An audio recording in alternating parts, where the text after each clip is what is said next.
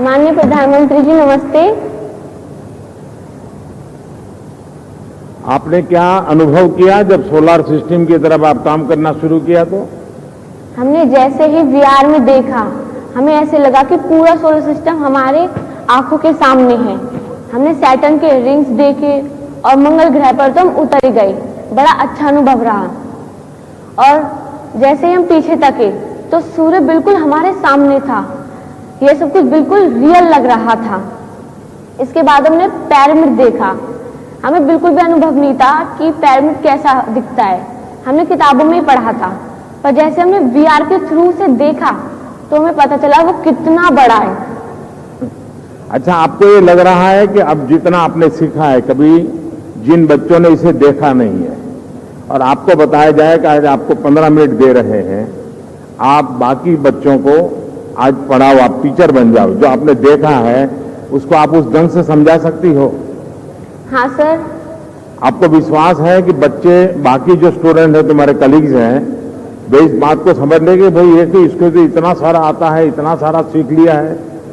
हाँ ऐसा आप सर। उनको विश्वास दिला सकती हो? हाँ सर। और क्या इसका उपयोग हो सकता है? तुम्हें क्या विचार आता है ये सब देखने के बाद, करने के बाद तुम्हें क्या विचार आता है? हम जो किताबों में पढ़े हैं उन्हें असली में अनुभव कर पाए, वो भी अपने ही स्कूल में। इससे पढ़ाई में हमारी रुचि और बढ़ गई है और हमें नई नई चीजें सीखने का मन है, जैसे कि डायनासोर, आदि मानव पहले कैसे रहते थे, और साथ अजूबे भी देखने हमें इसमें। तो अब क्या करोगे? टेक्नोलॉजी में ही रुके रहोगे कि कभी खेलकूद भी करोगे? नहीं, आगे भी बढ़ेंगे। वरना क्या होता है, टेक्नोलॉजी एक ऐसा नशा है, मैं इन लोगों के विरोध में नहीं बोल रहा हूं वरना खेलकूद छूट जाएगा, मम्मी पापा से बातचीत छूट जाएगी, दोस्तों से बातचीत छूट जाएगी। नहीं सर। ऐसा तो नहीं होगा ना? No sir. क्योंकि इसमें इतनी दुनिया, जैसे रील देखते हैं ना आप लोग, फिर उसमें से बाहर ही नहीं निकलते हैं और माँ को लगता है कि ये तो 5G पर पढ़ रही होगी चलिए बेटे, बहुत बहुत शुभकामनाएं आपको। Thank you sir.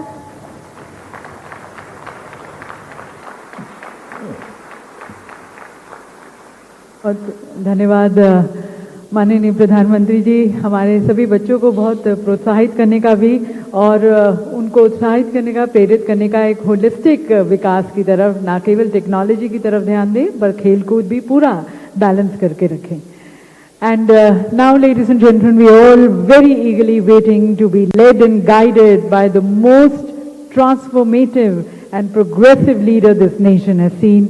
We are waiting for the address of the Honorable Prime Minister. Please join me, ladies and gentlemen, as I request Prime Minister Sir for his inaugural address.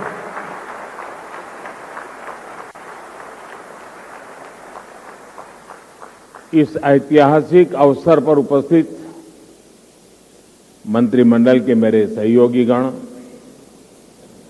देश के उद्योग जगत के प्रतिनिधिगण, अन्य महानुभाव, देवी और सज्जनों, ये समिट तो ग्लोबल है लेकिन आवाज लोकल है।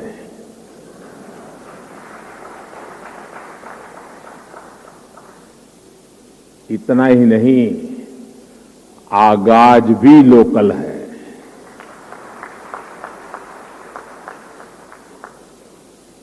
आज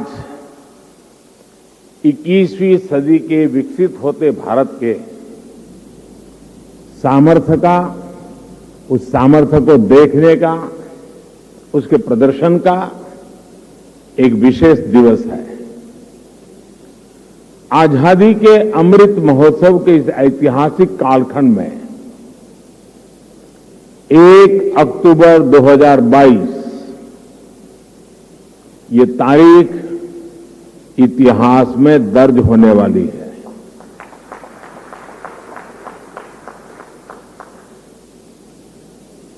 दूसरा, नवरात्रि का पर्व चल रहा है, शक्ति उपासना का पर्व होता है और 21वीं सदी की जो सबसे बड़ी शक्ति है उस शक्ति को नई ऊंचाई पर ले जाने का आज भी आरंभ हो रहा है। आज देश की ओर से, देश की टेलीकॉम इंडस्ट्री की ओर से 130 करोड़ भारतवासियों को 5G के तौर पर एक शानदार उपहार मिल रहा है। 5G देश के द्वार पर नए दौर की दस्तक लेके आया है। 5G अवसरों के अनंत आकाश की शुरुआत है।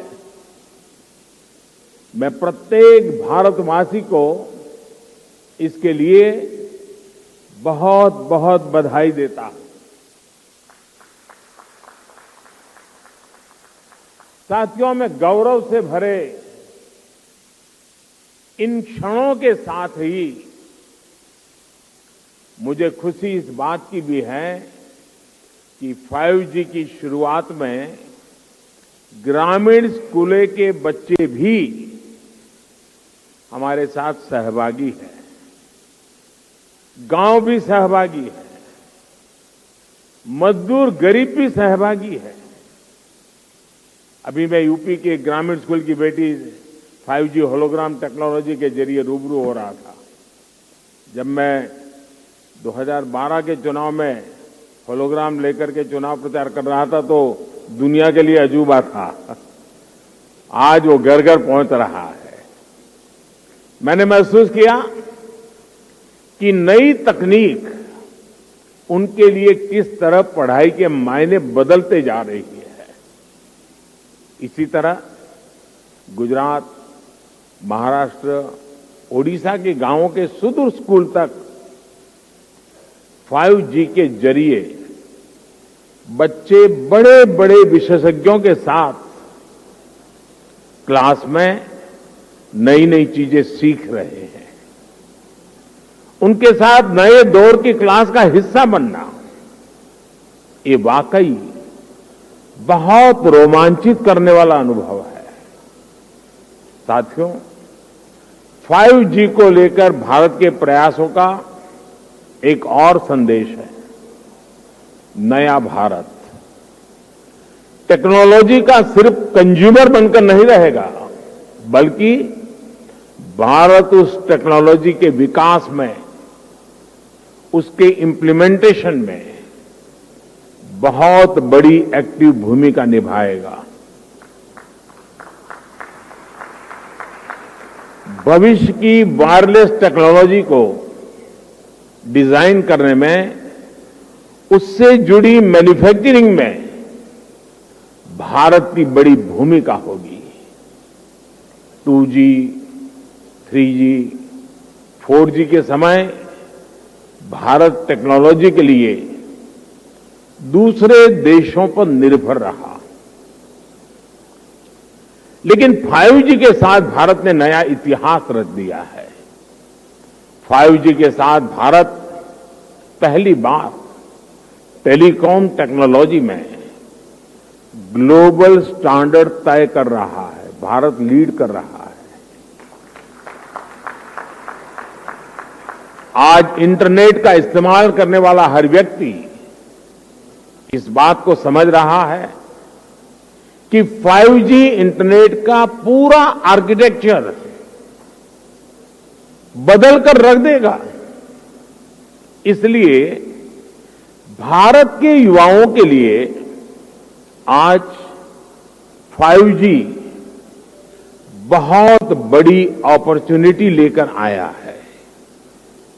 मुझे खुशी है कि विकसित भारत का संकल्प लेकर आगे बढ़ रहा हमारा देश दुनिया के अन्य देशों के साथ किस तरह कदम से कदम मिलाकर चल रहा है। ये भारत की बहुत बड़ी सफलता है। डिजिटल इंडिया अभियान की बहुत बड़ी सफलता है। साथियों, जब हम डिजिटल इंडिया की बात करते हैं तो कुछ लोग समझते हैं कि ये सिर्फ सरकारी एक योजना है, लेकिन डिजिटल इंडिया सिर्फ एक नाम नहीं है, ये देश के विकास का बहुत बड़ा विजन है। इस विजन का लक्ष्य है उस टेक्नोलॉजी को आम लोगों तक पहुंचाना जो लोगों के लिए काम करे और लोगों के साथ जुड़कर काम करे। मुझे याद है जब मोबाइल सेक्टर से जुड़े इस विजन के लिए स्ट्रेटेजी बनाई जा रही थी तो मैंने कहा था कि हमारी अप्रोच टुकड़ों टुकड़ों में नहीं होनी चाहिए, बल्कि होलिस्टिक होनी चाहिए। डिजिटल इंडिया की सफलता के लिए जरूरी था कि वो इस सेक्टर के सभी आयामों को एक साथ कवर करे। इसलिए हमने 4 पिलर्स पर और 4 दिशाओं में एक साथ फोकस किया। पहला, डिवाइस की कीमत। दूसरा, डिजिटल कनेक्टिविटी। तीसरा, डेटा की कीमत। चौथा, और जो सबसे जरूरी है, डिजिटल फर्स्ट की सोच। साथियों, जब हम पहले पिलर की बात करते हैं, डिवाइस की कीमत की बात करते हैं, तो एक बात बहुत स्पष्ट है, डिवाइस की कीमत तभी कम हो सकती है जब हम आत्मनिर्भर हो। और आपको याद होगा बहुत लोगों ने आत्मनिर्भर की मेरी बात की मजाक उड़ाई थी। 2014 तक हम करीब 100% मोबाइल फोन आयात करते थे, विदेशों से इंपोर्ट करते थे। और इसलिए हमने तय किया कि हम इस क्षेत्र में आत्मनिर्भर बनेंगे। हमने मोबाइल मैन्युफैक्चरिंग यूनिट्स को बढ़ाया। 2014 में जहां देश में 2 मोबाइल मैन्युफैक्चरिंग यूनिट्स थी, 8 साल पहले 2, अब उनकी संख्या 200 के ऊपर है।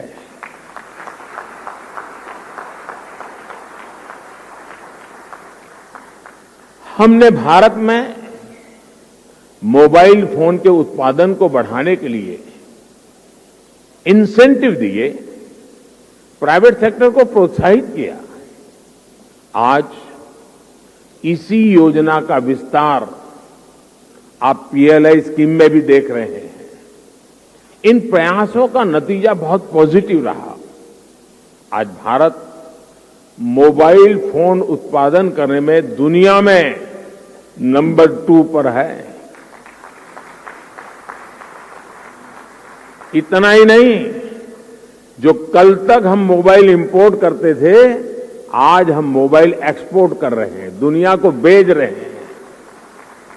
जरा सोचिए, 2014 में 0 मोबाइल फोन निर्यात करने से लेकर आज हम हजारों करोड़ के मोबाइल फोन निर्यात करने वाले देश बन गए हैं, एक्सपोर्ट करने वाले देश बन चुके हैं।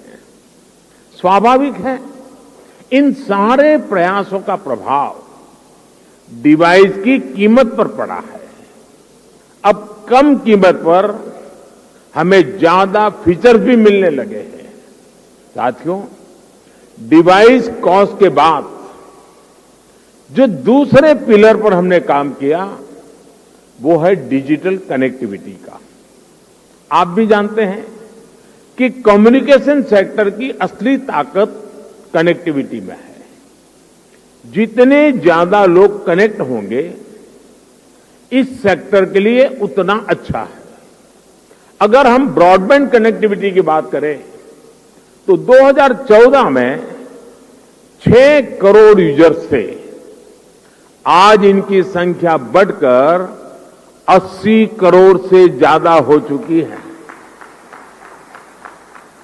अगर हम इंटरनेट कनेक्शन की संख्या की बात करें तो 2014 में जहां 25 करोड़ इंटरनेट कनेक्शन थे, वहीं आज इसकी संख्या करीब करीब 85 करोड़ पहुंच रही है, 85 करोड़ पहुंच रही है। ये बात भी नोट करने वाली है कि आज शहरों में इंटरनेट यूजर्स की संख्या के मुकाबले हमारे ग्रामीण क्षेत्रों में इंटरनेट यूजर्स की संख्या तेजी से बढ़ रही है।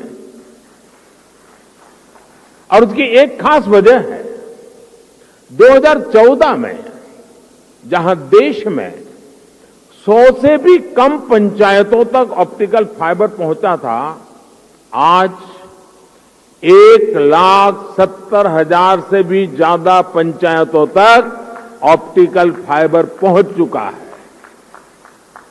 अब कहां 100 और कहां 1,70,000। जैसे सरकार ने घर घर बिजली पहुंचाने की मुहिम शुरू की, जैसे हर घर जल अभियान के जरिए हर किसी तक साफ पानी पहुंचाने के मिशन पर काम किया, जैसे उज्ज्वला योजना के जरिए गरीब से गरीब आदमी के घर में भी गैस सिलेंडर पहुंचाया, जैसे हमने करोड़ों की तादाद में लोग बैंक अकाउंट से वंचित थे, करोड़ों लोग जो बैंक से नहीं जुड़े थे, आजादी के इतने साल के बाद जनधन अकाउंट के द्वारा हिंदुस्तान के नागरिकों को बैंक के साथ जोड़ दिया। वैसे ही हमारी सरकार इंटरनेट फॉर ऑल के लक्ष्य पर काम कर रही है। साथियों, डिजिटल कनेक्टिविटी बढ़ने के साथ ही डेटा की कीमत भी उतनी अहम हो जाती है। ये डिजिटल इंडिया का तीसरा पिलर था जिस पर हमने पूरी शक्ति से काम किया। हमने टेलीकॉम सेक्टर के रास्ते में आने वाली तमाम अड़चनों को हटाया। पहले विजन की कमी और पारदर्शिता के अभाव में टेलीकॉम सेक्टर को तमाम मुश्किलों का सामना करना पड़ता था। आप परिचित हैं कि कैसे हमने 4G तकनीक के विस्तार के लिए पॉलिसी सपोर्ट दिया। इससे डेटा की कीमत में भारी कमी आई और देश में डेटा क्रांति का जन्म हुआ। देखते ही देखते ये तीनों फैक्टर, डिवाइस की कीमत, डिजिटल कनेक्टिविटी और डेटा की कीमत, इसका मल्टीप्लायर इफेक्ट हर तरफ नजर आने लगा। लेकिन साथियों, इन सबके साथ एक और महत्वपूर्ण काम हुआ। देश में डिजिटल फर्स्ट की सोच विकसित हुई। एक वक्त था जब बड़े बड़े विद्वान, एलिट क्लास, उसके कुछ मुट्ठी भर लोग, सदन के कुछ भाषण देख लेना, कैसे कैसे भाषण हमारे नेता लोग करते हैं, वे मजाक उड़ाते थे। उनको लगता था कि गरीब लोगों में क्षमता ही नहीं है, ये डिजिटल समझ ही नहीं सकते, संदेह करते थे। उन्हें शक था कि गरीब लोग डिजिटल का मतलब भी नहीं समझ पाएंगे। लेकिन मुझे देश के सामान्य मानवी की समझ पर, उसके विवेक पर, उसके जिज्ञासु मन पर हमेशा भरोसा रहा है।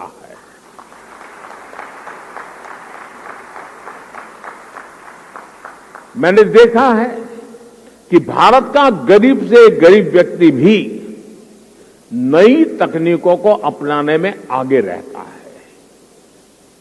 और मैं एक छोटा अनुभव बताता हूं।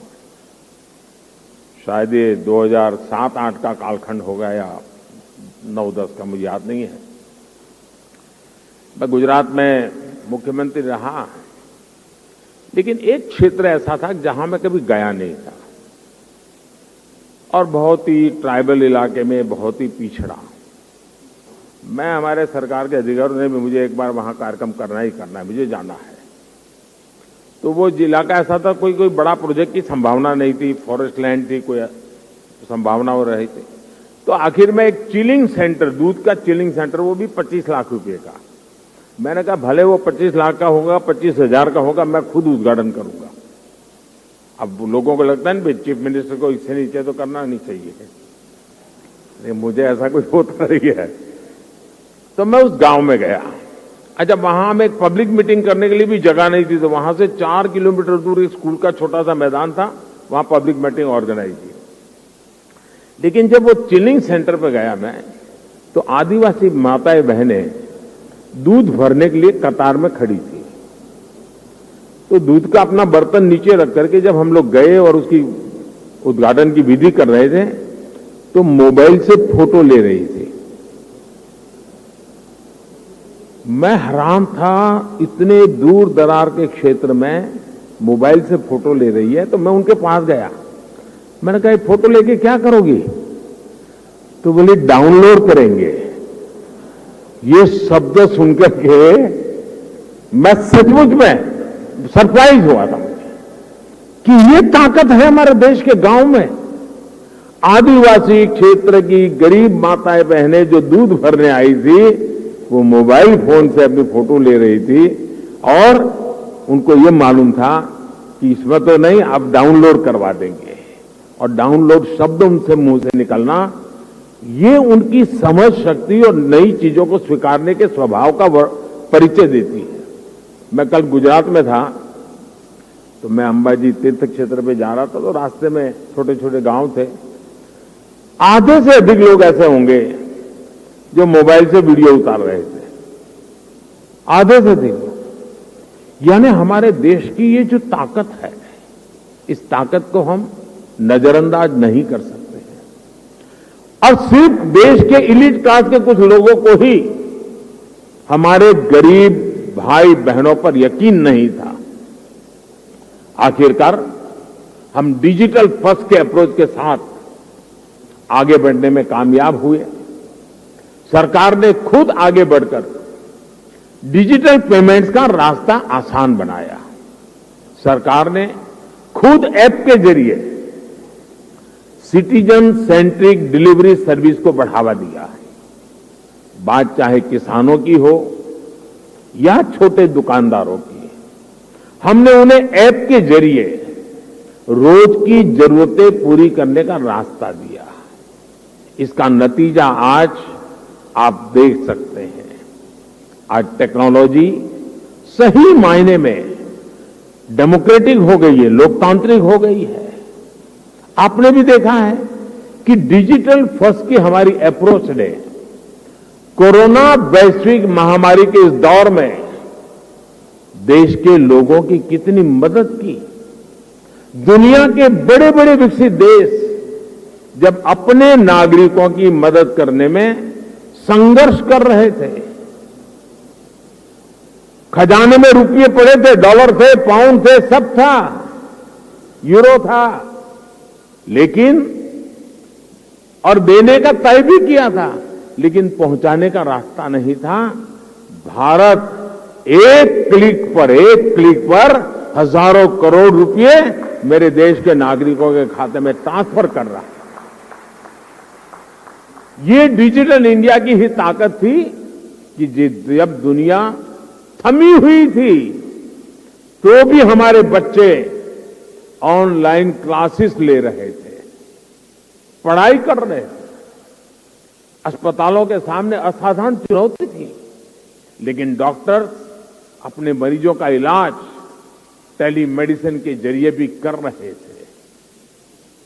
ऑफिसेज बंद थे, लेकिन वर्क फ्रॉम होम चल रहा था। आज हमारे छोटे व्यापारी हो, छोटे उद्यमी हो, लोकल कलाकार हो, कारीगर हो, डिजिटल इंडिया ने सबको मंच दिया है, बाजार दिया है। आज आप किसी लोकल मार्केट में, आप सब्जी मंडी में जाकर देखिए, रेहड़ी पटरी वाला छोटा दुकानदार भी आपसे कहेगा कैश नहीं है, यूपीआई कर दीजिए। मैंने तो बीच में एक वीडियो देखा, कोई भिक्षुक भी पेमेंट लेता है। ट्रांसपेरेंसी देखिए।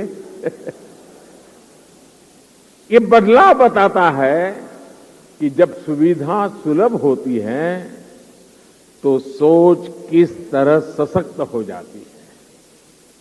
साथियों, आज टेलीकॉम सेक्टर में जो क्रांति देश देख रहा है वो इस बात का सबूत है कि अगर सरकार सही नियत से काम करे तो नागरिकों की नियत बदलने में देर नहीं लगती है। 2G की नियत और 5G की नियत में यही फर्क है।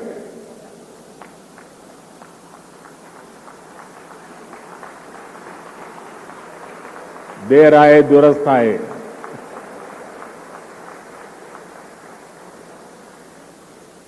भारत आज दुनिया के उन देशों में है जहां डेटा इतना सस्ता है। पहले 1 GB डेटा की कीमत जहां 300 रुपये के करीब होती थी, वहीं आज 1 GB डेटा का खर्च केवल 10 रुपये तक आ गया है। आज भारत में महीने भर में एक व्यक्ति मोबाइल पर करीब एवरेज 14 GB डेटा इस्तेमाल कर रहा है। 2014 में इस 14 GB डेटा की कीमत होती थी करीब 4,200 रुपये प्रति महीना, 4,200 रुपया। आज इतना ही डेटा 1,250 रुपये या ज्यादा से ज्यादा 150 रुपये, 125 या 150 रुपये में मिल जाता है। यानी आज गरीब के, मध्यम वर्ग के मोबाइल डेटा के करीब 4,000 रुपये हर महीने बच रहा है उसके जेब में।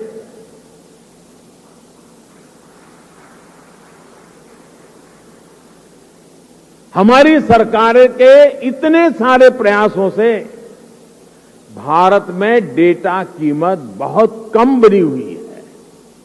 ये बात अलग है, 4,000 रुपया बचना कोई छोटी बात नहीं है हर महीना। लेकिन जब मैं बता रहा हूं तब आपको ध्यान में आया, क्योंकि हमने इसका हो हल्ला नहीं किया, विज्ञापन नहीं दिए, झूठे बड़े गपगोले नहीं चलाए। हमने फोकस किया कि देश के लोगों की सहूलियत बढ़े, ईज ऑफ लिविंग बढ़े।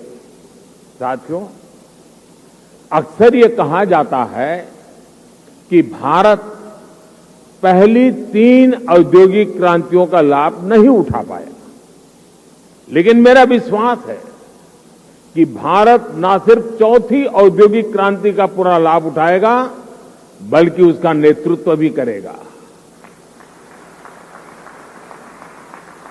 और विद्वान लोग तो कहने लगे हैं कि ये भारत का दशक नहीं, ये भारत की शताब्दी है।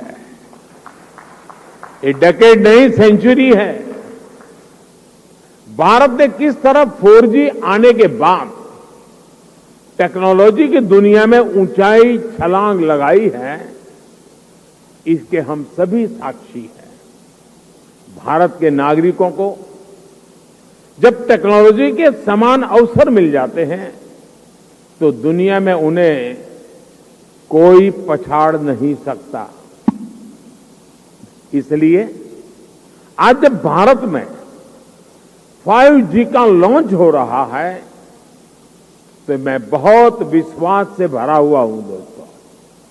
मैं दूर का देख पा रहा हूं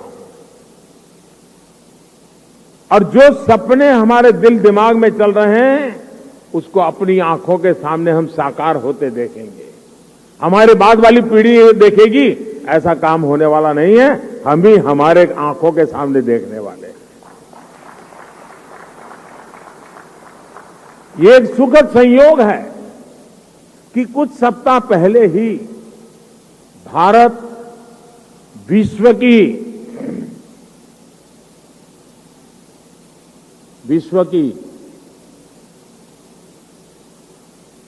5वीं सबसे बड़ी अर्थव्यवस्था बना है।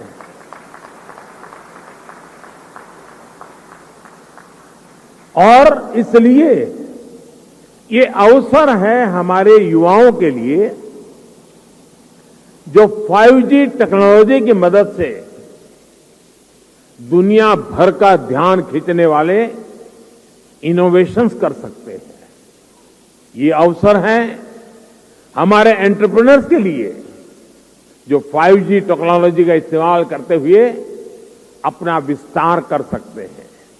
ये अवसर है भारत के सामान्य मानवी के लिए जो इस टेक्नोलॉजी का इस्तेमाल करते हुए अपनी स्किल्स को सुधार सकता है, अपस्किल्स कर सकता है, रीस्किल्स कर सकता है, अपने आइडियाज को सच्चाई में बदल सकता है। साथियों, आज का ये ऐतिहासिक अवसर एक राष्ट्र के तौर पर, भारत के एक नागरिक के तौर पर हमारे लिए नई प्रेरणा लेकर आया है। क्यों ना हम इस 5G टेक्नोलॉजी का उपयोग करके भारत के विकास को अभूतपूर्व गति दें। क्यों ना हम इस 5G टेक्नोलॉजी का इस्तेमाल करके अपनी अर्थव्यवस्था को बहुत तेजी से विस्तार दें। क्यों ना हम इस 5G टेक्नोलॉजी का इस्तेमाल करके अपनी प्रोडक्टिविटी में रिकॉर्ड वृद्धि करें। साथियों, इन सवालों में हर भारतीय के लिए एक अवसर है, एक चुनौती है, एक सपना है और एक संकल्प भी है। मुझे पता है कि आज 5G की इस लॉन्चिंग को जो वर्ग सबसे ज्यादा उत्साह से देख रहा है वो मेरा युवा साथी है, मेरे देश की युवा पीढ़ी है। हमारी टेलीकॉम इंडस्ट्री के लिए भी कितने ही बड़े अवसर इंतजार कर रहे हैं। रोजगार के कितने ही नए अवसर बनने जा रहे हैं। मुझे विश्वास है हमारी इंडस्ट्री, हमारे इंस्टीट्यूट्स और हमारे युवा मिलकर इस दिशा में निरंतर काम करेंगे। और अभी जब मैं काफी समय पूरा जो एग्जीबिशन लगा है उसको समझने का प्रयास करता था। मैं कोई टेक्नोलॉजी का विद्यार्थी तो नहीं हूं, लेकिन समझने की कोशिश कर रहा था।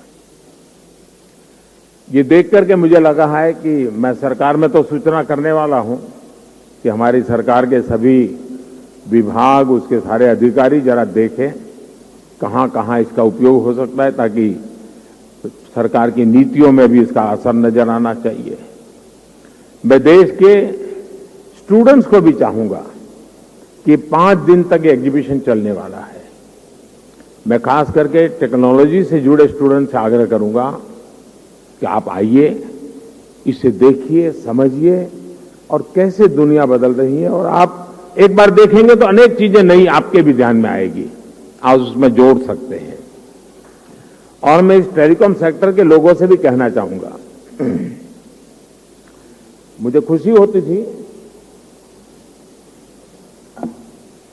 जिस स्टॉल में मैं गया, हर कोई कहता था ये इंडिजीनियस है, ये आत्मनिर्भर है, ये हमने बनाया है। सब बड़े गर्व से कहते थे, मुझे आनंद हुआ। लेकिन मेरा दिमाग कुछ और चल रहा था। मैं ये सोच रहा था, जैसे कई प्रकार की कार आती हैं, हर एक की अपनी एक ब्रांड होती है, हर एक की अपनी विशेषता भी होती है, लेकिन उसमें जो स्पेयर पार्ट पहुंचाने वाले होते हैं वो एमएसएमई सेक्टर के होते हैं।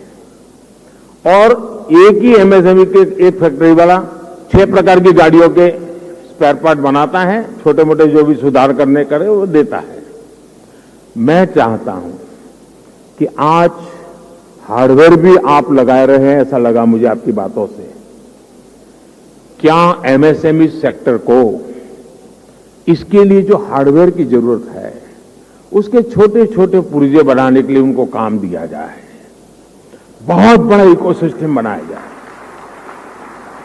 एकदम से मैं व्यापारी तो नहीं हूं, मुझे रुपये पैसे से लेना देना नहीं है, लेकिन मैं इतना समझता हूं कि कॉस्ट एकदम कम हो जाएगी, एकदम कम हो जाएगी। हमारे एमएसएमई सेक्टर की ये ताकत है। और वो सप्लाई आप तो सिर्फ अपने यूनिकनेस के साथ उसमें सॉफ्टवेयर वगैरह जोड़ करके सर्विस देनी है। और इसलिए मैं समझता हूं कि आप सब मिलकर के एक नया और मिलकर के करना पड़ेगा और तभी जाकर के इसकी कॉस्ट हम नीचे ला सकते हैं। बहुत से काम हैं हम मिलकर के करते ही हैं, तो मैं जरूर इस क्षेत्र के लोगों से भी कहूंगा। मैंने ये भी देखा है कि स्टार्टअप में जिन बच्चों ने काम किया है, जिन नौजवानों ने काम किया है, ज्यादातर इस क्षेत्र में उन्हीं स्टार्टअप को ओन कर करके उसको स्केल अप किया गया है। मैं स्टार्टअप वाले साथियों को भी कहता हूं कि आपके लिए भी इस क्षेत्र में कितनी सेवाएं अधिकतम आप दे सकते हैं, कितनी यूजर फ्रेंडली व्यवस्थाओं को विकसित कर सकते हैं, आखिरकार इसका फायदा यही है। लेकिन एक और चीज मैं चाहूंगा, ये भी आपका जो एसोसिएशन है वो मिलकर के एक मूवमेंट चला सकता है क्या? एटलीस्ट हिंदुस्तान के सभी डिस्ट्रिक्ट हेडक्वार्टर में ये 5G जीवन में कैसे उपयोगी हो सकता है, उसके लोगों को एजुकेट करने वाले एग्जीबिशन, उसकी व्यवस्था हो सकती है क्या? मेरा अनुभव है, छोटा सा उदाहरण बताता हूं। हमारे देश में 24 घंटे बिजली, ये सपना था। मैं गुजरात में जब था तो मैंने एक योजना बनाई, ज्योति ग्राम योजना, और मेरा सपना था कि मैं गुजरात के हर घर में 24/7 बिजली दूंगा। अब मेरे सारे अफसर कहते थे साहब संभव ही नहीं है, ये तो हम कर ही नहीं सकते हैं। तो मैंने एक सिंपल सी सॉल्यूशन दिया था। मैंने कहा हम एग्रीकल्चर फीडर अलग कर दें, डोमेस्टिक फीडर अलग कर दें, और फिर उस काम को किया और एक एक जिले को पकड़ करके काम पूरा करता था। बाकी जगह पे चलता था लेकिन एक काम पूरा करो। फिर उस जिले का बड़ा समिट करता था, 2.5-3 लाख लोग आते थे, क्योंकि 24 घंटे बिजली मिलना एक बड़ा आनंद उत्सव का समय था। वो 2003, 4, 5 का कालखंड था। लेकिन उसमें मैंने देखा, मैंने देश भर में बिजली से होने वाले काम, बिजली से चलने वाले यंत्र, उनकी एक बहुत बड़ी प्रदर्शनी लगाई। जब लोगों को क्या लगता है, बिजली आई है ना, रात को खाना खाने समय बिजली मिलेगी, बिजली आई मतलब टीवी देखने के लिए काम आ जाएगा। इसका कई प्रकार से उपयोग हो सकता है, उसका एजुकेशन भी जरूरी था। मैं ये 2003-5 के बीच की बात कर रहा हूं। और जब वो सारा एग्जीबिशन लगाया तो लोग, टेलर भी सोचने लगा मैं मेरा इक्विपमेंट ऐसे लगूंगा, कुम्हार भी सोचने लगा कि मैं ऐसे इलेक्ट्रिक व्हीकल लूंगा, माताएं बहनें भी लगी किचन में हमारे इलेक्ट्रिक वाले इतनी चीजें आ सकती हैं। यानी एक बहुत बड़ा मार्केट खड़ा हुआ। और बिजली का मल्टीपल यूटिलिटी जीवन के सामान्य जीवन में 5G भी उतना जल्दी, लोगों को लगेगा हाँ यार अब तो वीडियो बहुत जल्दी डाउनलोड हो जाता है, रील देखना है तो बहुत इंतजार नहीं करता है, फोन कट नहीं होता है, साफ सुथरी वीडियो कॉन्फ्रेंस हो सकती है, फोन कॉल हो सकता है। इतने से सीमित नहीं है, ये जीवन को बदलने वाली व्यवस्था के रूप में आ रहा है। और इसलिए मैं इस उद्योग जगत के मित्रों के एसोसिएशन को कहूंगा कि आप स्कूल, कॉलेज, यूनिवर्सिटी और हिंदुस्तान के हर डिस्ट्रिक्ट में जाकर के इसके कितने पहलू हैं, और आप देखिए वो लोग उसमें वैल्यू एडिशन करेंगे तो एक आपके लिए सेवा का काम भी हो जाएगा। और मैं चाहूंगा कि इस टेक्नोलॉजी जीवन में सिर्फ बातचीत करने के लिए या कुछ वीडियो देखने के लिए सीमित नहीं रहनी चाहिए, ये पूरी तरह एक क्रांति लाने के लिए उपयोग होना चाहिए। और हमें 130 करोड़ देशवासियों तक एक बार पहुंचना है, बाद में तो वो पहुंचा देगा, आप देख लीजिए, आपको टाइम नहीं लगेगा। अभी मैंने ड्रोन पॉलिसी अभी लाया था, आज कई खेतों में मैं देख रहा हूं वो ड्रोन से अपना दवाइयां छिड़काव का काम शुरू कर दिया, उन्होंने ड्रोन चलाना सीख दिया। और इसलिए मैं समझता हूं कि हमें इन व्यवस्थाओं की तरफ जाना चाहिए। और साथियों, आने वाले समय में देश निरंतर ऐसी टेक्नोलॉजीज का नेतृत्व करेगा जो भारत में जन्मेगी, जो भारत को ग्लोबल लीडर बनाएगी। इसी विश्वास के साथ आप सभी को मेरी बहुत बहुत शुभकामनाएं। एक बार फिर सभी देशवासियों को शक्ति उपासना के पावन पर्व पर शक्ति का एक बहुत बड़ा माध्यम 5G लॉन्च होने के लिए बहुत बहुत बधाई देता हूं। बहुत बहुत धन्यवाद। बहुत बहुत धन्यवाद माननीय प्रधानमंत्री जी। आपके संदेश, आपके विचारों ने हमेशा से सभी में एक नई ऊर्जा दी है, सपने देखने की, सपनों को साकार करने की एक हिम्मत दी है, कुछ कर गुजरने की एक हौसला दिया है, नामुमकिन को मुमकिन करने की एक जिद दी है, गति दी है। Thank you honourable prime minister sir for